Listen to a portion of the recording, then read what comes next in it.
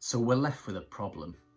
The nation of Israel has two kings, the first being King Saul, who no longer has the backing of God, and the second, the young boy called David, who has just been anointed by God to be king. Oh, I just can't wait to be king. But David can't become king yet, even though he's been chosen by God, because Saul is already the king. And so instead, David becomes Saul's harp player. Meanwhile, Saul is out fighting a war against the Philistines.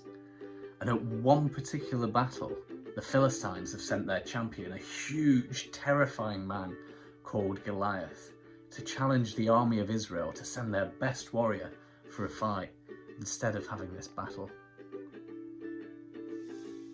But none of the Israelite soldiers want to fight Goliath. They're all scared of this huge, scary Philistine.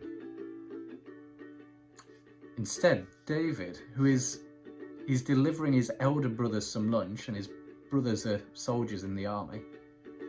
And David hears of this and decides to stand up for God's people and fights Goliath. And David, who is small and swift, manages to kill the large and strong Goliath from afar and secures victory for Israel. And here we see the character of David coming to light and begin to see why the Lord chose him. David is extremely loyal to God. When Goliath defeats the armies of God, David stands up and fights for them. Here we also see the courage of David to go out and fight a man much bigger and more experienced at battle than he is. But David also shows wisdom in defeating Goliath in the way that perhaps wasn't as expected, like with a sword and a shield, but he does it with a sling and a rock from afar, where Goliath wouldn't be able to hit David back.